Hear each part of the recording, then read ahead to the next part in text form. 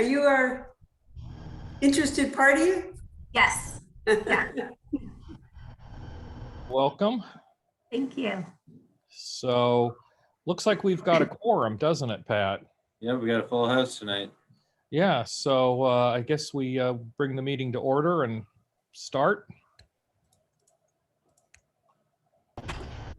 Sounds good.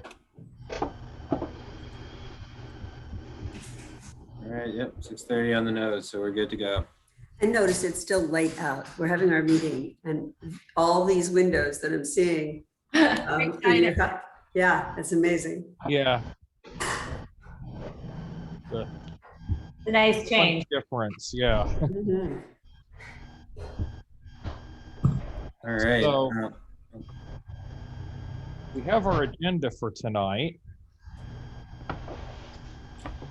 which I guess the first order of business is to approve the minutes for the last meeting.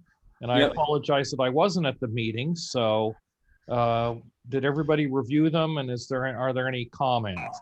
So just before you do that, I am going to ask for a roll call, just since we're Okay.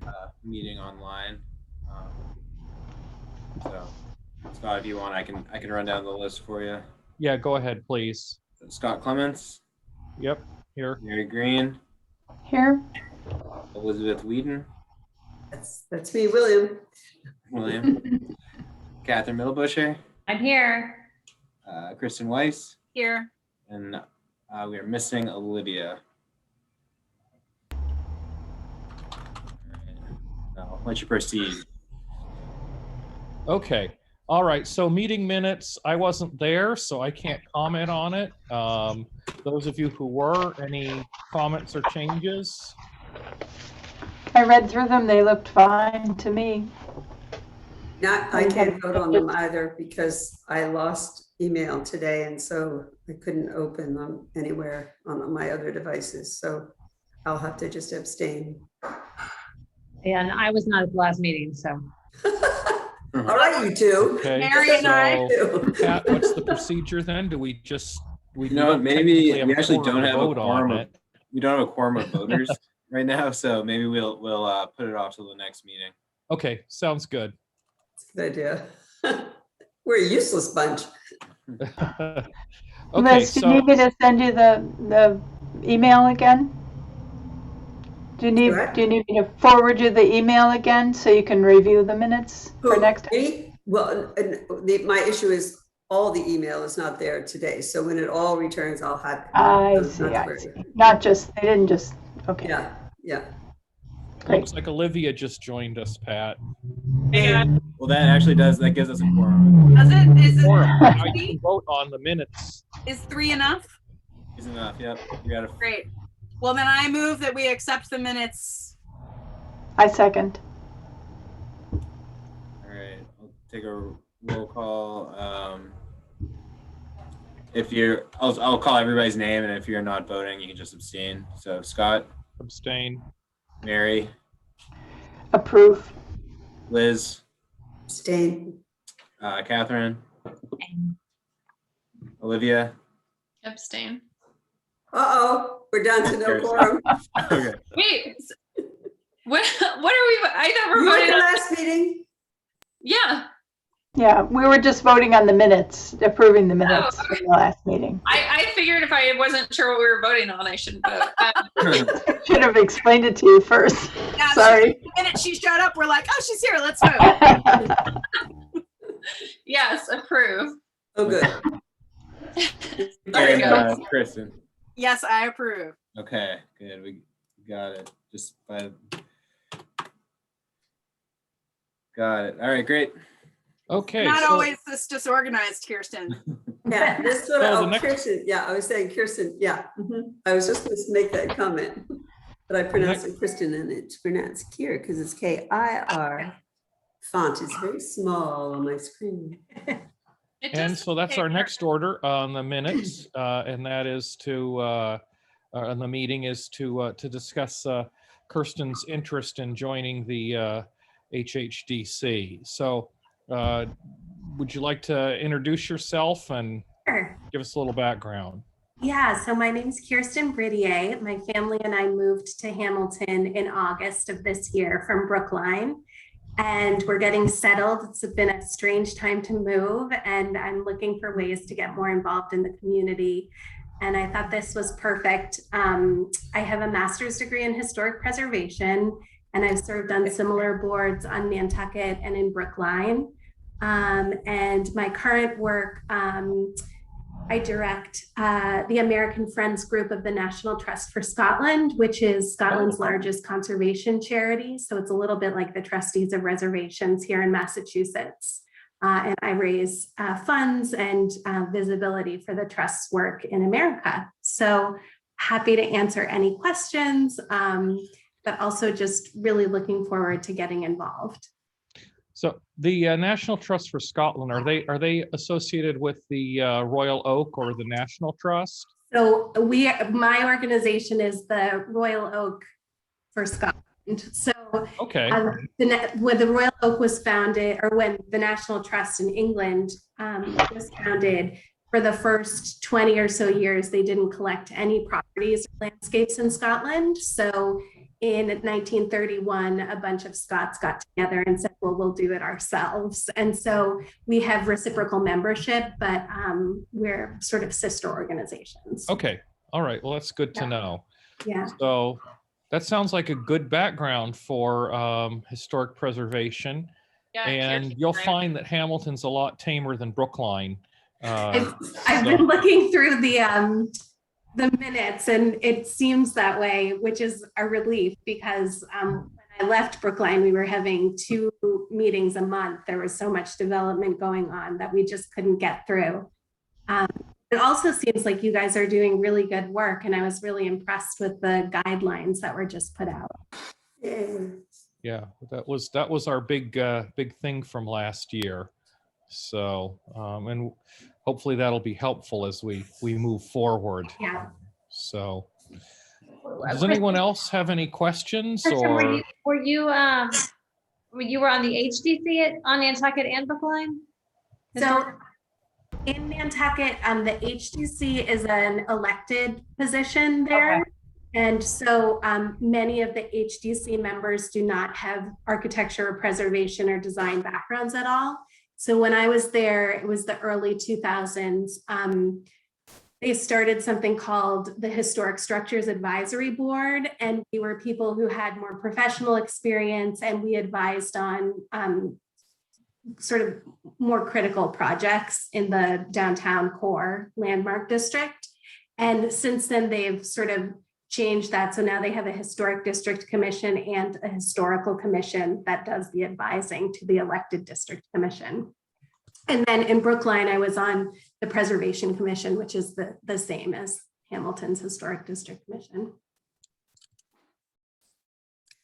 Thanks for clarifying. so, Pat, what is the procedure that we go through with the town now to? Sure, yeah. So, so appointees to the commission are actually appointed through the Board of Selectmen. So the policy for the selectmen has the respective board or committee vote and make a recommendation for appointment. So that's the motion or the vote that this group would take tonight. And then Kirsten, you'd actually go before the selectmen, and then they'd make the official appointment. And that's really it. I mean, the selectmen generally, pretty much always take the recommendation of the committee. So it's a pretty easy process. And then at that point, assuming you're appointed, you just have to come in here, do your oath of office and all that official stuff, and then you would be a member at the next meeting. The next selectmen meeting is April 5th, so we'll put that on the agenda for that night. And they do ask that you attend or present at the Zoom meeting for that, but they usually put those at the top of the agenda, so you don't have to stick around too long. So pretty easy process. Well, I think we certainly could use an extra member. And Kirsten's qualifications are exactly what we need. So do we want to have any discussion on this, or? Kirsten, welcome to town. Yeah. Thank you. We love it so far. It's just strange not being able to recognize people in the grocery store. You know, I'm sure I've probably seen you all in town and I just don't know. Are you in the Well, with historic- our masks on, you. Exactly. Right. Kirsten, you were Kurt DiCamillo's successor, is that right? That's right. Yeah. That's He's a a tough friend. act to follow. He is definitely a tough act to follow, but fortunately, we've kept him very in the loop, and so he still helps us out a lot. Yeah, I was just emailing him today. Are you in the historic district? No, I'm not. We're on the corner of Gardner and Farrington, so near Ipswich. Oh yeah, Yeah. that's a great area. Yeah. Historic in its own right. Well, I keep saying to my husband, in about 10 years, our house will be considered historic. So I can pop off the call if you all want to talk without me. I'm not sure what the. We're pretty informal. Okay. Yeah. I don't think we have a single thing that you wouldn't like to hear to say here. I wouldn't worry about it too much. You're certainly qualified more than Your many of us. qualifications are horrible, but other than that, Yeah. What are we gonna do? Shall we have a So- motion? We need a Yeah. motion? So Yes. do we want a motion to move the recommendation that Kirsten joins the HHDC to be presented at the next Board of Selectmen's meeting? Yes. Okay, so we have a second. Second. Okay, all in favor? Aye. Aye. But You have to do the Scott, roll call? you have to Aye. Do the roll call. Yeah, I'll do that. I think it's unanimous. Yeah, I heard it unanimous unless anybody objects. Hi, Kirsten, I did want to ask, just I was thinking, you mentioned that you looked through the guidelines that we put together.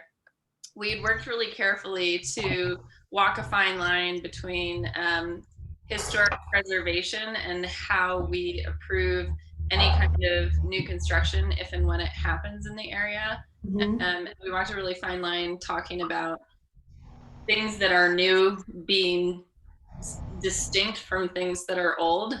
How did you read that portion of the? I don't know how deep into our guideline you went, but I read through it quickly. I mean, it seemed to me like everything really met the Secretary of the Interior standards. And I think that generally, like there is always that fine line between wanting something to be sympathetic and neighborhood, but also not to be sort of faux historic and trying to be something it's not.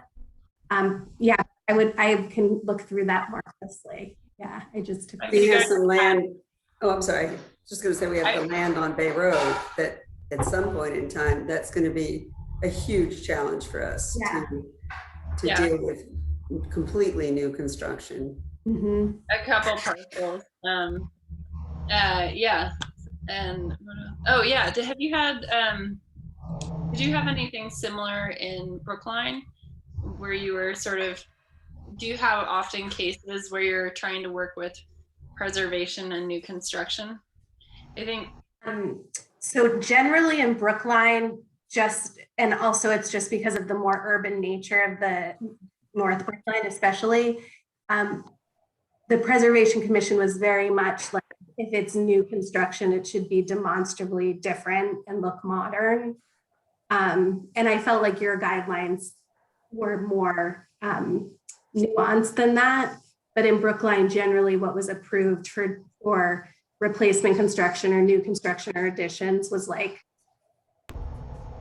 more modern and obviously new construction. Yeah. Okay. I was just curious. Yeah.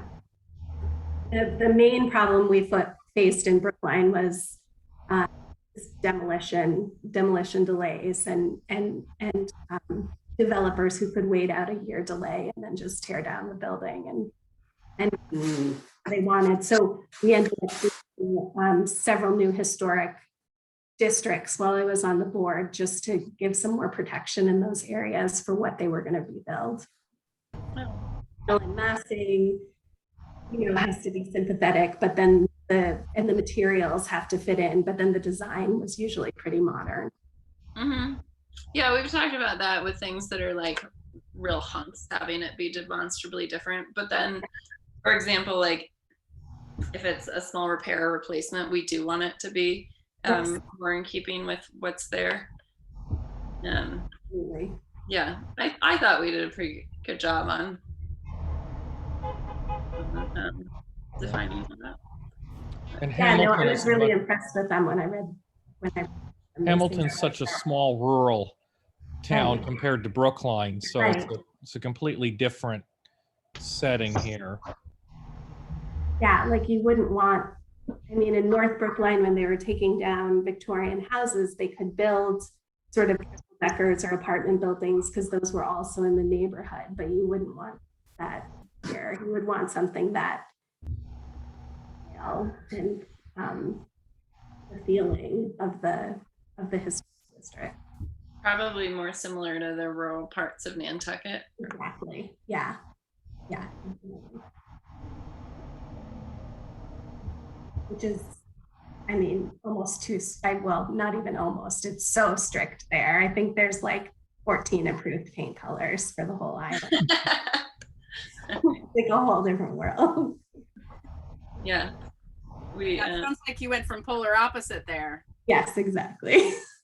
Yeah, that's one of our dirty little secrets is we have no jurisdiction on paint colors, but don't tell. Right. I won't. Your secret's safe with me. We do in the end get people who, are willing to kind of discuss colors of materials, which is good. But the understanding that we can't make them do color. Right. But a lot of times if we're able to sort of influence what's done and it's as we've discovered over the course of things, it's interesting how people feel sometimes that to try and make it look as close as possible to something old is actually the way to go, and so often that's the opposite of what you want them to do, and to try to not try to imitate something badly as opposed to just being different on purpose. So yeah, it's a fine line, and it's a relatively small district, and so and there are pockets of houses that are not part of the time frame. So yeah. And are those just cut out of the map, or are they considered part of it?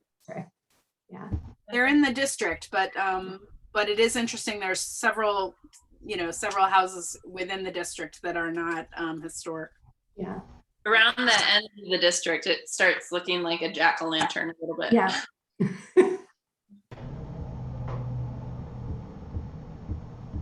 Okay. Well, I guess that's this topic, and so assuming that all goes well at the selectmen meeting, I don't see why it wouldn't. We'll be welcoming you on board at our next meeting. Thank you. So thank you. Do you mind if I stick around and listen to the rest? Oh, sure. Okay. It's an open public meeting. So, We'll get you up to speed as fast as we can. next on our agenda is the update on the First Congregational Church historic preservation restrictions. So Pat, do you want to run that by us? Yeah, there's not too much to update. I've had emails back and forth since our last meeting with CC Gao, who's the director of operations for the church. They just had some comments on some language, some corrections to the agreement, and I think they wanted to come in to have their signatures notarized. So I was just waiting on that. So at this point, we're really just waiting on signatures.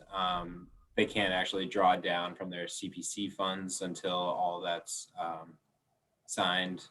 But what kind of language did they want to change? That was so it was certain things. So it was really mistakes on my part in terms of like the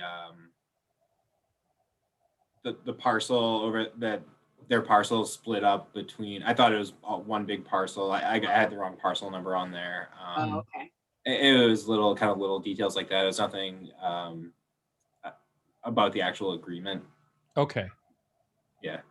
So it was more clerical corrections than substantive changes. Yeah, exactly. It was just after, I'd make a change, send it back, they'd find another one. So it's kind of Okay. that. So nothing like they can tear it down and build a tilt-up structure in its place. Nothing. No. Okay. And and as we discussed before, the agreement, I mean, really, their standing as a property within the historic district kind of supersedes this agreement, anyways. Yeah. It's almost more of a It's kind of a formality to Yeah, help them get the CPC For the funds. CPC. Satisfy the town, Yeah. and yeah. Kirsten, just so you kind of have a sense, this is work that's being done on the clock tower, right, for the church. And they applied for CPC funds, and there was debate about whether or not they, as a religious structure, should be given, and it went to town meeting and it was voted approved. And so the preservation restriction is being placed on it as part of that process.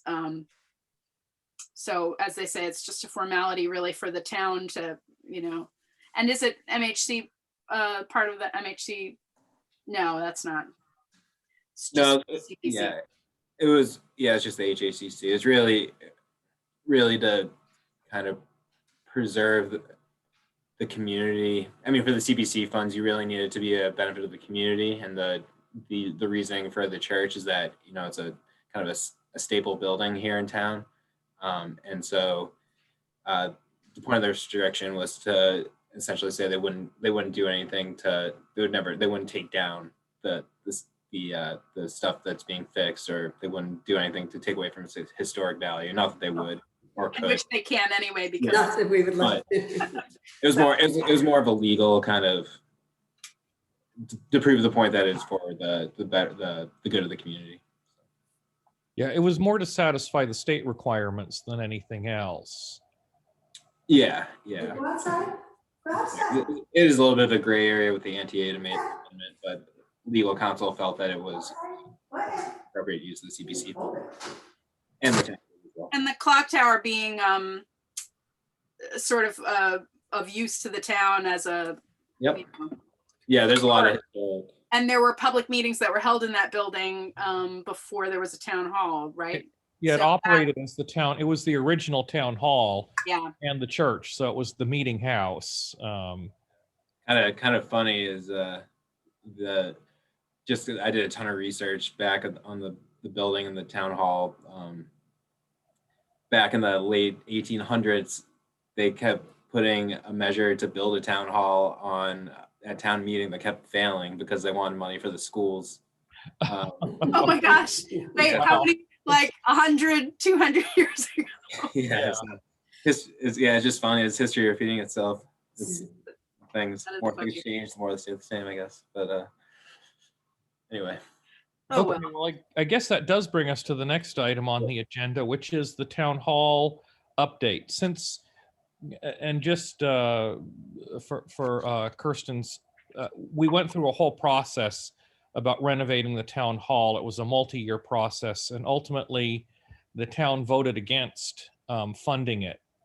However, there are some CPC funds that were taken aside for that, and there's definitely some maintenance and other issues that the town hall needs. So how that's going to get worked out, I don't think it's settled yet. And so Pat, you can give us the update.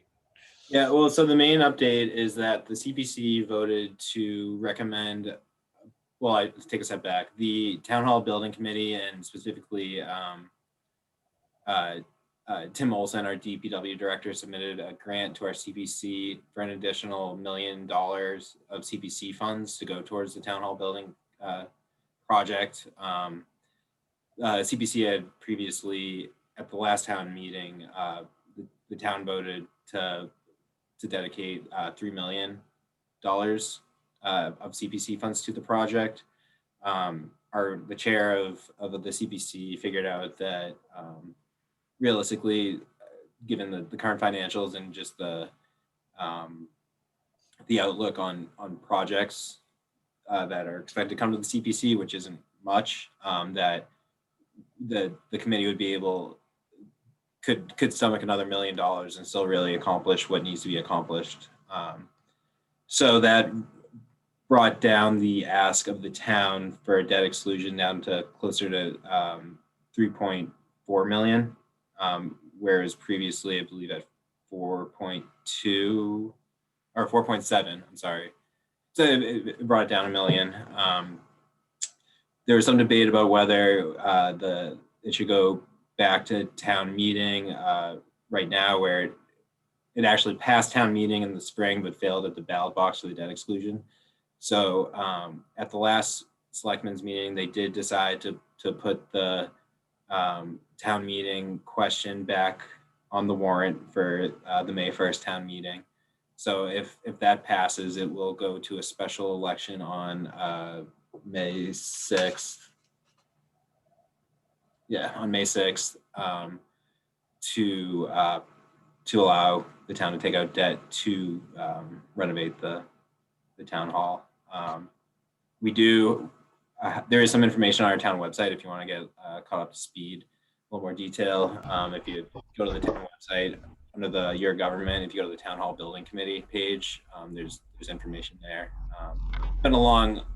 It's been a long project in the making, and they've done a lot of work with this body to make sure all the kind of important historic components are intact. So yeah, if you guys want to add anything to that. Well, I have a question. So essentially, how long were the bids good for that the town received? Sure, yeah. So that's an important question.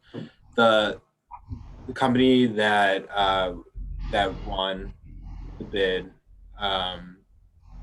said that they would hold their bids through, I think it was the early June. So basically long enough to put it to the town meeting. Yeah, I could see those construction costs have been escalating. Yeah. Number of factors. So I was thinking, well, that could present a whole nother level of complexity. So the current plan is that the plan that was developed would be fully implemented or partially implemented? It would be fully implemented. It would be the exact same project that went to the ballot last. Okay. It's a lower dollar ask now. Right. I think there was some reserve that was taken out of it. Yeah. Yep. Yeah. That's how the numbers. They're able to kind of. It was like, I think it was $200,000 to $300,000 in contingency. The prior contingency, I don't know if it was a 10% contingency, but it included work that was already completed. So when they went back and looked at the numbers, they were able to kind of safely take out contingency without really jeopardizing any crucial parts of the project. So. Pat, when is that town meeting? You said the election or the special election would be May 6th. Yeah. I thought that the actual date of the town meeting was early May. So yeah, it's May 1st. So elections are generally 5 days after town meeting. So town meeting will be on Saturday, May 1st. It'll be at on the football field, just like the fall. Yeah. Okay. Great, thank you. Yeah, and yeah, so all going back to the contract, all subs held their prices as well, except for one. So the construction contract increased 70,000, which is one of the reasons they wanted to act on it now, because you don't know how things could change in between now and next fall, but chances are they wouldn't be in the right direction. So. Are there any other questions? No, I think that answered. So it's still moving forward or trying to. That's okay. All right. Well, other business, anything else that we need to be aware of, Pat, or? One item. So on Monday night, and I'm actually tomorrow morning, I was going to send out a email to the various board and committee chairs. There's going to be a meeting on Monday night hosted by KP Law, which is the town's attorney, just to review open meeting law. It's not required, but any board and committee members, and it's a public meeting, so members of the public as well, if they so choose, can attend. Our attorney, Tom McEnany, is just going to be going over the various parts of open meeting law, minutes, requirements, things like that. So just kind of a refresher for anybody that's interested. Is that going to be on Zoom? Yep, it'll be on Zoom. Yep. What time is that on? That is going to be at 6 o'clock on Monday night. First. Okay. So you'll send us all that information and the link. Oh, okay. Yep. Okay, great. All right. Okay, well, I think that covers everything. Pat, you sent the summary of the HHDC by email. You sent it a couple days ago. Oh, for the annual report, right? Yeah, did everybody get a copy of that and see it? No, I had only sent that to you. Oh, okay. So it,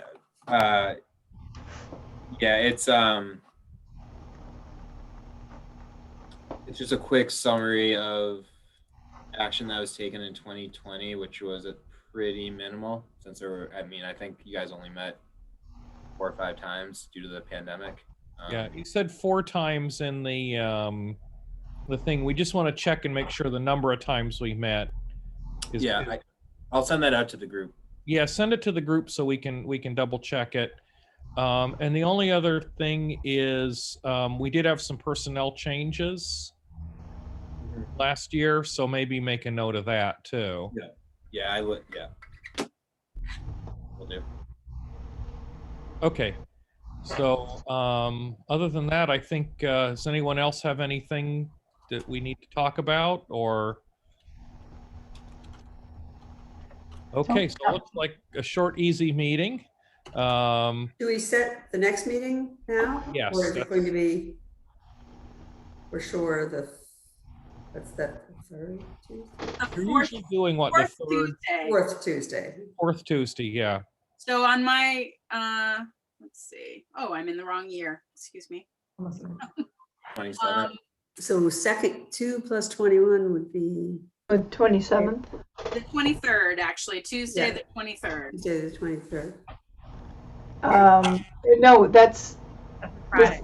today is Tuesday, the 23rd. Oh, April I'm sorry, that's April. March, April, would be the 27th. April Yeah. 27th. I can't work my calendar apparently. Okay. Wait. February and March, the days stay the same, but April, it shifts. April 27th is the 4th Tuesday. That's our general hope for regularity, Kirsten, is the 4th Okay. Tuesday. Great. We try. Yeah. Okay, well, that sounds good. So we all agree with that meeting time. And Okay. the benefit of Zoom, that we can show up no matter where we are. So, okay, so that'll be the next meeting. And so I guess the next thing is we can I'll motion to adjourn. Yep, I'll second it. Okay, all in favor? Aye. I think that was unanimous, Pat. Okay, thanks, everybody. Thank you, Okay. Kirsten, and we'll see everyone on the 27th. Sounds good. Thank you, Kirsten. Thank you Thank so you. much. Have a good night. Welcome. See ya. Bye-bye. Bye. Okay.